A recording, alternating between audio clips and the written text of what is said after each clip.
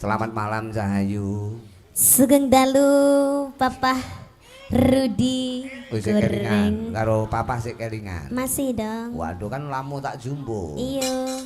Piye kabare seger waras? Alhamdulillah pangestune Sehat. sehat walafiat. Kelas pinten sak menika? Sak menika kula tasik kelas kalih badene minggah kelas 3 SMA. Heeh, ku lek munggah ya. Ya mesti munggah to kok ya, sekolahe pinter kok ya. Mengucapkan minal aizin wal faizin, mohon maaf lahir dan batin Papa. Oke, sama-sama mohon maaf lahir dan Kok diajak ngomong batin. adabnya ke situ sih, kok nggak nyawang aku sih? Ini papa pakai semu. Karena papa ini di sini tidak hanya Rudi Gareng tapi menjadi limbuk dan cangik. Bahasa Inggrisnya cengek ya. Tapi kan Kamu biasanya harus tahu. adab ke sini. Ya nanti ada waktunya. Engko lek wayah madhep apa mesti madhep dhewe. No. Oh iya Ding, oh, penak ya omongan ngene malah penak ya. Lah, Wah, iya. Mas aku ndak aku ning kono ngedep ae kok ya. Piye seger waras sehat walafiat? Alhamdulillah Tindak rene sehat. jam piro budale kok omah? Saya tadi kesini Heeh. jam Bah kowe iki nyelot gedhi kukumu kok soklat-soklat kuwi.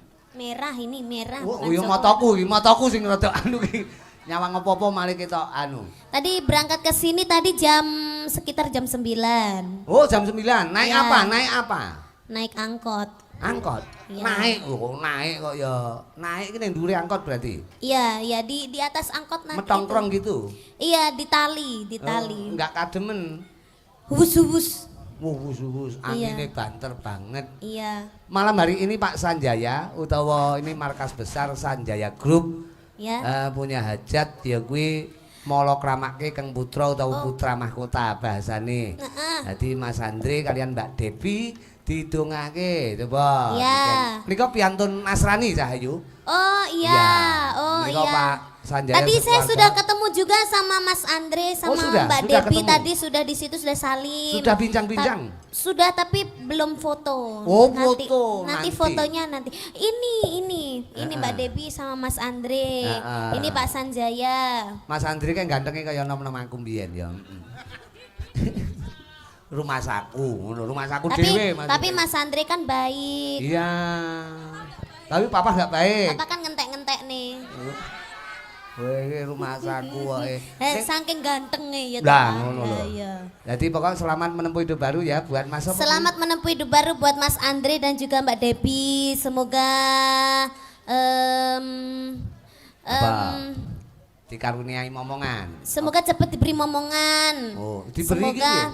apa? Diberi sapa sing wehi kok ya? Dikaruniai. Lek Dikarunai karunai apa to? Kucing kok yo nai kok ya. dikurinai. Dikaruniai momongan ngono lho. Dikaruniai momongan. Nah. Iya, semoga cepat dikaruniai momongan oleh Tuhan. Semoga Tuhan selalu memberkatimu. Amin. Semoga Eh, semoga itu apa? apa? IPTP. Berbahagia Oh, sampai tak akhir hayat. Amin. Mbak yo Iya. semboyane ini pernikahan yang pertama dan yang terakhir. Nah, berarti otomatis sepisan dunggo Selamanya. Selamanya. Satu untuk semua. ora. Otak bisa satu untuk semua iki apa kok ya itu prinsip hidup. Ya, satu untuk selamanya. Nah, Ya, ngono satu untuk lho. selamanya. Iki loh saking grapiake Bapak Sanjaya. Heeh. Sampai semua para penonton itu dikasih makan. Loh, ini malam hari ini. Iya, dikasih makan dari sampai sana, dikasih makan. luar Ada biasa. minum. Wah, tepuk tangan nek ngono. Terus, iya Pak Sanjaya, wah, ora mung ning awak dhewe tok, Pak. Tenan. Iya, kae Kae. bakul-bakul kono. Kuwi wong dodol ya, Nduk. Kuwi wong dodol. Itu Pak Sanjaya tuh. Lah Pak Sanjaya sing neng kene iki Loh, penonton. dengan adanya tontonan malam hari ini toh, Pak, makanya akeh bakul. Itu kan ya gara-gara Pak Sanjaya nanggap Pak Padha dhewe. karo Pak Sanjaya iki dana rasa wong pirang-pirang. Ya. Nyenengke wong akeh. Nggih. Pak Sanjaya menika anu lho, Nduk.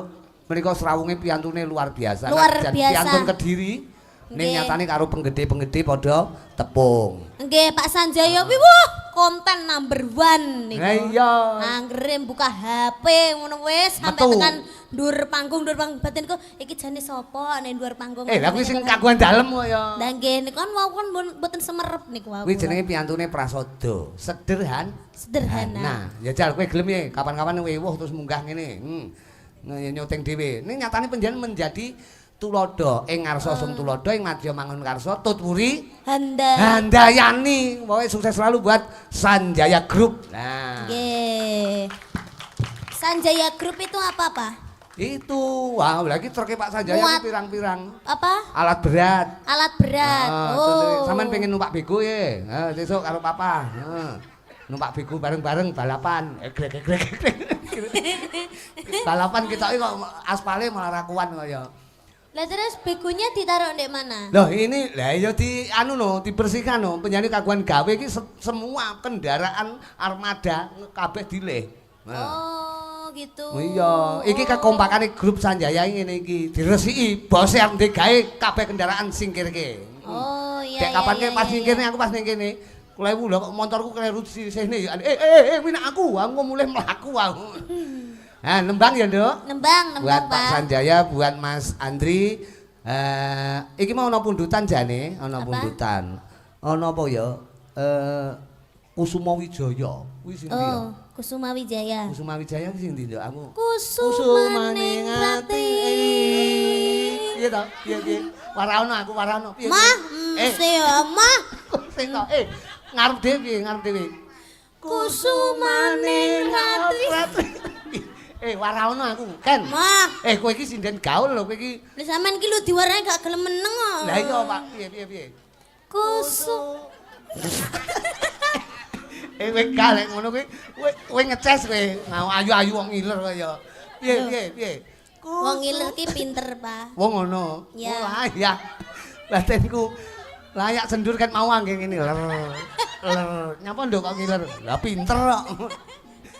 Kusuma Wijaya ya, Kusuma Wijaya. Tapi kini nggak dikasih lagu yang alus-alus dulu. Iya no, alus dhisik no. Iya. Ojo nganti biar Kusuma Wijaya semua sik. orang itu tahu Pak. Kalau Tahu. Niken itu nggak hanya menyanyikan lagu yang zaman sekarang, tapi bisa Pak, sik to Pak. Iya. Kowe lagu lawas ya paham ngono lho. Lagu lawas, Lah iya. lagu nyinden ki iso Nyinden. karena Niken itu terjunnya itu dari dunia sinden. Kok mesti melok-melok ya? Aku memantapkan. Aku harus nyontoni cah-cah kayak ngono. Ngono Ya. apik. Kita kasih pelok 5. Pelok 5. Lah ya pelok 5. Kok pelok 5 itu bahasa Indonesia lho dadine kok. Pelok 5. 5 pelok. Pelok gangsal. Sing ngeder menika lulusan isi Sura Menggolo. Surakarta ya. Menika ya Eskar. Padha aku papa ki ya Eskar. Oh. Ono sarjana kerawitan. Sarjana karaoke. Wes. Karaoke. Karo kowe ngono nalika semono kaya anak karo bapak nembang. Bawa nggih. Nggih, bawa. Niki kalih ngrepek nggih, Pak? Lah nyang apa to kok ora ngrepek ki oleh. Aku ki ndalang yang ngrepek kok ya. Wah ya bukune apa lho isine iki. Catetane iki. Niken lho bukune ngantek kaya ndut ki lho. Niken lho sinden kondang bukune kaya ndut ki piye to kok. Angger dibuka londot. Ini yang dinamakan pekerja keras. Oh ngono. Selalu dibuka berarti. Tidak pernah dibuka. Weh, jan. Awas yo mlaku rono kenek ning aja medun lho ya ning kono ae. Nggih, Pak. Engko mlaku ning yagan-yagan wis malah keconyok rokok aku.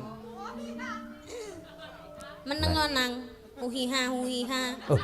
Kae nanang anu, nanang melek ta? Nanang merem. Melek ora iso. Nanang anjuk.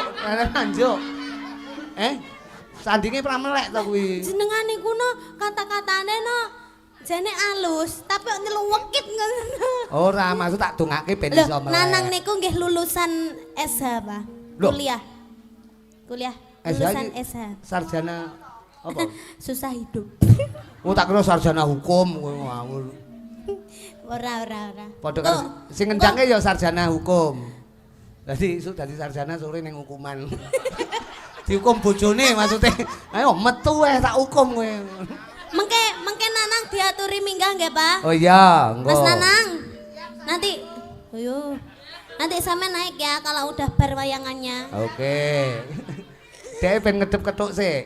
Yo, bawa buat warga masyarakat Kediri Raya. Kediri Raya ini penonton ini kok dindi ya Pak Sanjaya ini. Mandang lembang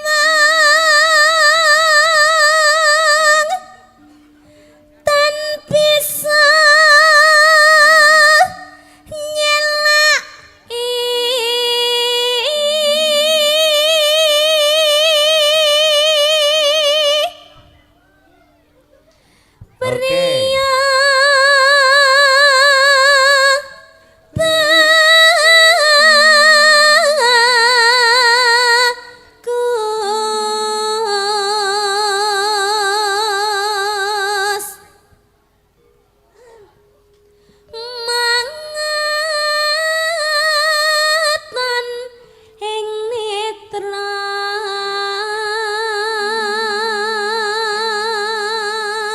cara wedok nu suaraku kaya Niken gitu.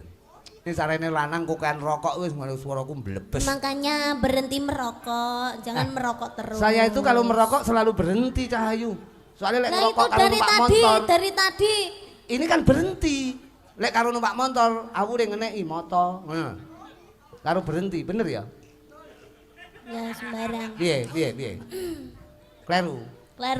Jadi merokok kudu berhenti, maksudnya berhenti merokok ngono ta? Berhenti merokok, jangan merokok. Dalam? Sudah itu dimatikan saja rokoknya. Rokok itu moro-moro takok. Rokoknya tak pateni lho iki, tak bong iki tak pateni lho, tak bong iki. Iki lek ora tak bong urip mlo aku rono-rono, mulane tak bong. Ngono lho. Ben mati. Ngono lho. Nesu. Papa ki yo ngene iki. Kae sing dipoto kadung aku mesam-mesem bae Niken sing dipoto. Lah kadung aku ngomongin nang ngene dipoto bae Niken. Mong tak tunggu wangsu lane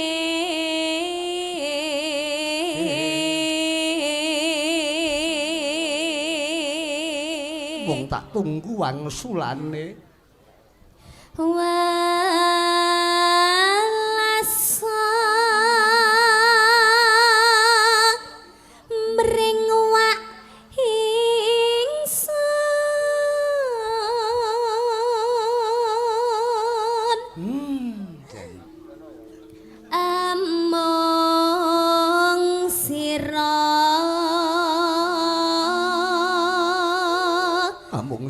Dadi jampi.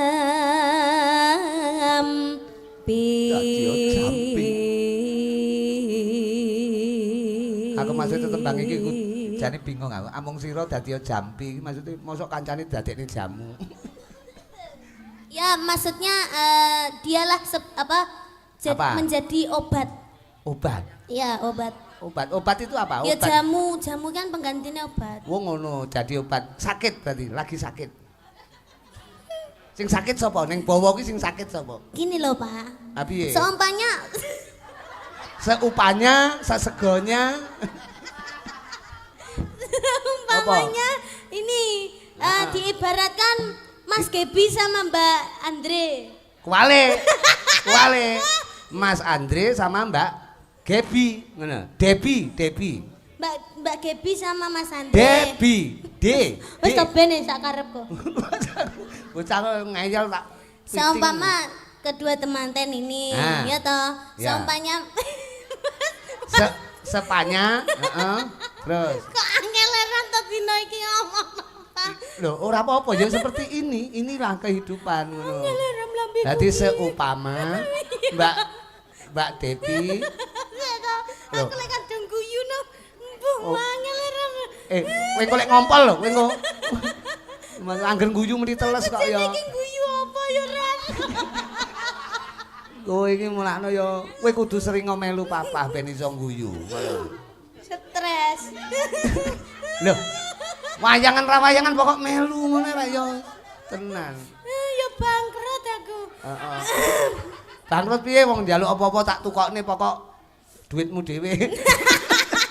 Pak aku njaluk motor ya nih duitmu tak tukokne. Aku ya wong penak to. Iki lho Pak, seumpamanya kedua temanten, pomone Debbie. Mbak Debbie. Mas Mbak Andri. Debbie ditinggal karo Mas Andre kerja ning lunga Oh, adoh. Kan oh. kangen, itu kan sakit hatinya, kan kangen. Terus lek Mas Andre terus habis itu pulang, itu kan jadinya jamu. Dadi obat kangen kuwi mau. Heeh, jamune kangen kuwi mau. Iya, wis pokoke hooh ngono lah. Kok kangen kok dadi jamu iki. Lah kan sudah ketemu, sudah Iya. terobati. Dadi wong kangen ki kudu kepethuk. Nah. Iya. Terus Ngono. tenan sinden milenial kok iki. Dehen barang ya anu. Watuk. Wong ngono. Terus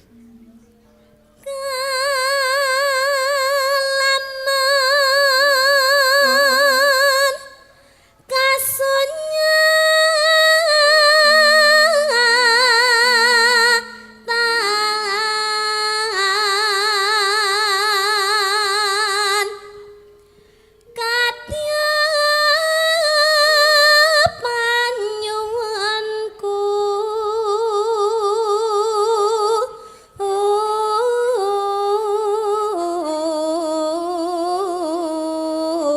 Payo.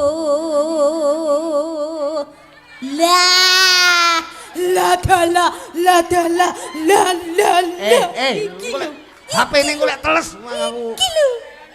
Ini yang punya gawe. Yang punya gawe ini Pak San. Aja banter-banter idune nyiprat kabeh ki lho. Lah nggih wong niku niken. Kembloh e. Pak Niken Rudi kok ya ngerti lah aku kembloh. Jenengan Lah. kejem to Pak, sampai tekan itu barang nyapo. Lah kembloh kan. Lek hoya-hoya kuwi lho. Akhire Seneng. Lah mau kan nyekel mic lek kok nyawer terus piye? Lah, kula pegang nerian HP-ne, terus kula adep ning jenengan ngaten. Nyanyi sing penak sik tak sawer. Nah, ngono Pak Pokoke San. nyawere penak sawerane los. Pak San ki ajane sinden bintang tamu. Dalange engko arep disawer kok rumah saku. Rumah saku lho. Paling-paling ora ngentekne pasir sarit. Lah, tenan. Lah, kuwi lho. Kula disawer pasir ya gelem aku. Ya, iya lho. Dikepure. Omahku urung dadi kok.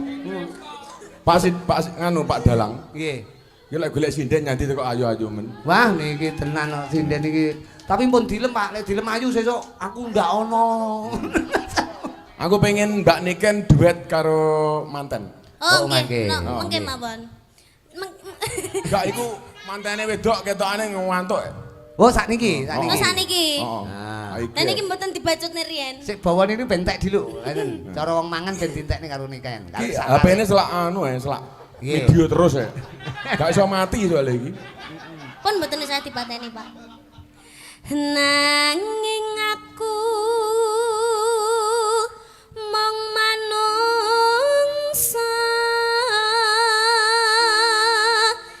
marga raja kejodo patilan pesti. Dong ora le. Dong ora. Iki aku nyoteng aku dhewe. Lah tak enteni Pak San ra nyoteng aku. Cinipta Cinipta. kangku ngoso